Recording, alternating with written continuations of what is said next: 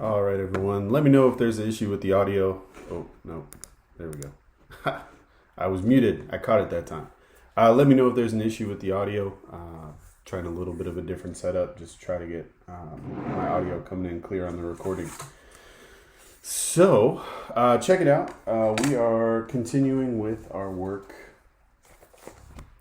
in our packet, and we're going to be transitioning today into boxes in perspective. If that sounds familiar, it should. Just going all the way back to one of our first assignments, boxes in perspective. As you can see, this is just a 1-point perspective assignment. It seems like forever ago that we were working on this, but we're going to be completing that same assignment, but we're going to be using 2-point perspective. So some differences to remember and to highlight that we kind of talked about on Thursday last week. When you're working in 2-point perspective, you are no longer looking at a flat edge of an object, right? You are now, so all of these objects, you're looking at a flat side, and then you're creating these other 2 or 3 sides, or 1 or 2 sides that kind of disappear back to the vanishing point, that go backwards in space. What you're looking at now is you're beginning with, okay, so they're saying it's a starting line. It's the corner of the quote unquote building, or the corner of the shape, the corner of the rectangle, whatever you want to call it. Then you have one edge that is disappearing to one vanishing point. By disappearing, I mean going back in space. And then you have another side that is disappearing back in space again. And then this becomes a little bit strange and hard to deal with, but we're going to walk through it, no worries. We're going to do this demo, do this for a demo. If you do not have a packet, I'm going to go ahead and recreate that here in a second. Just as usual, want to start with the upper left-hand corner, make sure that we read our instructions. So boxes in perspective, the line represents the corner of the box. Connect the end of each line to the vanishing points. Draw the sides of the box with vertical lines. Connect the sides of the box to the opposite vanishing point to create the top/bottom of your box, depending on where it is above or below the horizon line. Erase the rest of your lines to the vanishing point. So a lot of similar steps, but not totally the same. Let's kind of see how that works out when we start drawing. So you can use your packet. If you don't have a packet, I'm going to go ahead and just recreate this worksheet right here as best I can. It's actually a little bit easier than normal because we're not really drawing boxes, we're just drawing lines. So first thing I want to do is kind of put a horizon line pretty much in the center of the page. It's going to be something like that. So I'm going to try to just get this perfectly even. I know it's a little bit weird because of the perspective on the camera, but right now I'm just using my guidelines and making a horizon line, ignoring the divot in my ruler. There we go. And we're going to have 2 vanishing points. So I'm going to put one over here, put one over there. Then it looks like our first line is going to be above the horizon line. Right, so we're going to be able to see the bottom of the object, but not the top. And we're going to start with just a horizontal line that looks like kind of goes from here to here. All right, so that's what we're starting with. We're starting with a corner. We're starting with 2 vanishing points. I'm going to erase a little bit of this so you'll be able to see what I'm working on. All right, so there we go. That's the beginning of our worksheet, boxes in perspective, that we're working on, boxes in 2-point. So we're going to try to follow our instructions to the letter. First step, I believe, it's kind of far away, is connecting the tops and bottoms of each line to the vanishing point. So similar, usually we do corners, but this time we're doing edges of the line, about the same. So top of our line, bottom of our line, back to the vanishing point. And don't be afraid to stop me at any point with questions. All right, that's one side. Now we got to do the other side. So we're going to go top of the line, all the way back to the vanishing point, and bottom of the line, all the way back to the vanishing point. There you go. Almost. All right, so we got kind of these two crazy triangles. It's starting to look like something. I think we're not quite sure what it looks like yet.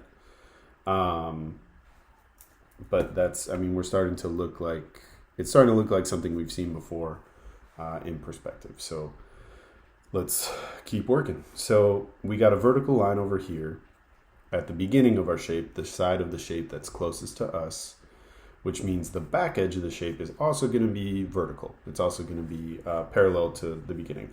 And usually you're going to be working with vertical lines when you're working in 2-point perspective. So what we're going to do is just line up our ruler, slide it this way towards one of our vanishing points, make sure it doesn't turn at all, right? We want to make sure that that ruler stays straight vertical. And we're going to go a little bit back in space, and we're just going to put an additional vertical line up here in the back. So we're just constructing the back edge of our little box that we're putting in perspective. So that's going to be the back edge of our shape. Done. Next thing we have to do is do the same thing with the other side. So we're going to start with a vertical line. We're going to slowly slide it back until we find the back edge of our shape. That can be pretty much wherever you want. I'm going to make mine a little bit thinner than the other one. So I'm going to make mine about there.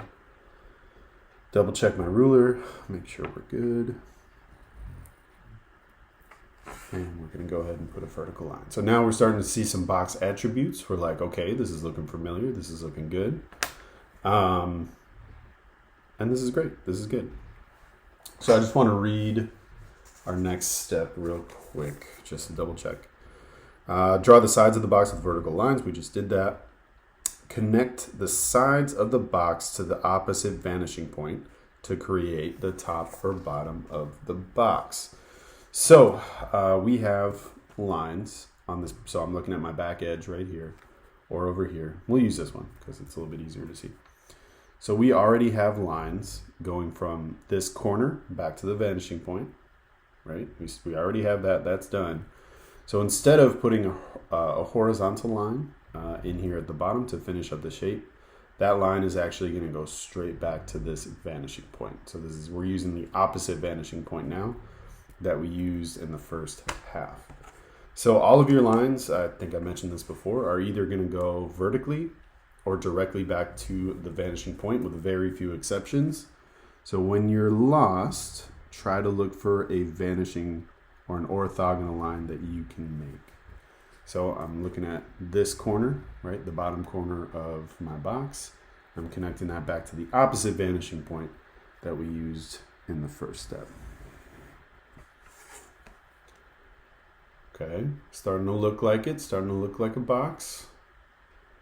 All right, and last but not least, we're going to do the same thing to the other side. So we have 3 orthogonal lines over here. We're going to need 3 going the other way.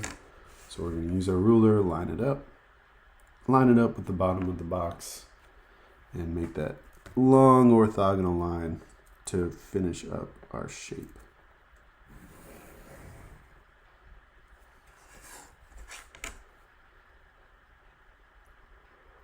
Okay, so the end result is we kind of have 3 orthogonal lines coming this way. We got 3 orthogonal lines going this way.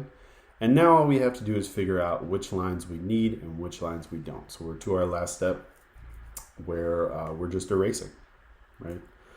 Now, a couple of these we know for real and a couple of things we know how to do. We always start at the vanishing point and we erase towards our shape. So we're going to do these top 2, which are normal ones. We know that we don't need them.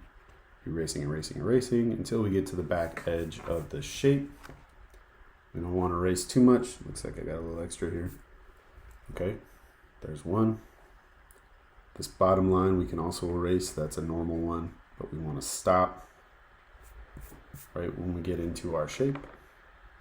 This one's a little bit tricky because we haven't done it before, but I'm pretty sure you guys can figure it out. We have kind of our designated shape. It looks a little bit different than it normally does.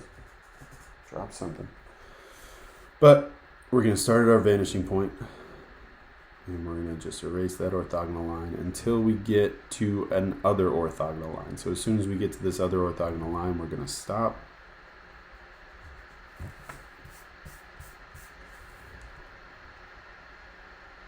Looks good. Now we got kind of a bigger job over here just because it's a little bit longer of a line. We're going to erase and stop when we get to our shape. Same thing. Do kind of both of these at once just because they're so close together. But we're going to erase, erase, erase until we get to our shape. I like changing directions just so I don't erase the vertical side. But last but not least, coming in, erasing our orthogonal line, and then when we get to our shape, which is now very apparent, right? There's no doubt about where our shape ends. I'll carefully get rid of that until you're left with this floating box. All right. A little bit more detailed, a little bit more crazy, maybe, I don't know, giving you like Minecraft feels. I don't know if y'all are Minecrafters or whatever you call people that play Minecraft. But just like kind of a floating ominous box, just right there. And remember, we started with a vertical line, added in those orthogonal lines coming back to the vanishing point, posted up those vertical lines, and then last but not least, added in those alternate orthogonal lines, creating this crazy looking box. There you go. Minecraft. When in doubt, think of 2-point perspective as Minecraft. All right. What kind of questions do we have about this?